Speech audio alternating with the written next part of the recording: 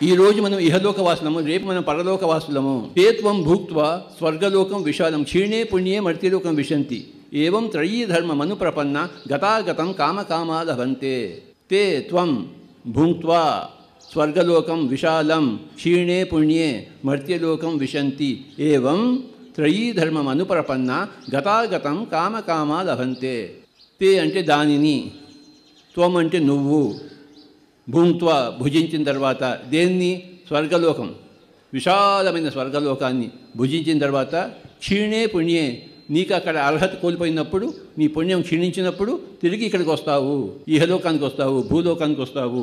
మళ్ళీ ఇక్కడ 3 ధర్మాలు, త్రయీ ధర్మం అనుప్రపన్న అంటే శరీర ధర్మము, మనసు యొక్క ధర్మము, ఆత్మ యొక్క ధర్మం. ఈ 3 ధర్మాలు చేస్తూ గత ఆగత, వెళ్ళడం రావడం, రావడం పోవడం, కామకామా లభంతే. నీ కోరిక వల్ల వస్తావు, కోరిక తిరిగిగానే వెళ్ళిపోతావు. భూలోకానికి మనం కోరికతో వచ్చాము. ఏ కోరికతో వచ్చాము? ఈ జన్మలో అయినా నేను కూర్చుంటాను, కళ్ళు 2 మూసుకుంటాను, పరుగు ఆపేస్తాను అని ప్రతి జన్మలోనూ మనం శపథం తీసుకుని వస్తాం. కానీ కూర్చోవడం మర్చిపోతాం, కళ్ళు మూసుకోవడం మర్చిపోతాం. బద్ధకం మనకి, కళ్ళు మూసుకోవడానికే బద్ధకం, కూర్చోవడానికే బద్ధకం. ఏ జన్మలో అయితే నీ జన్మకు కారణమైన ఆ కోరిక నువ్వు తీర్చుకుంటే, అంటే కూర్చోవడం నేర్చుకుంటే మళ్ళీ తిరిగి పుట్టవు, మళ్ళీ తిరిగి రావాల్సిన అవసరం లేదు.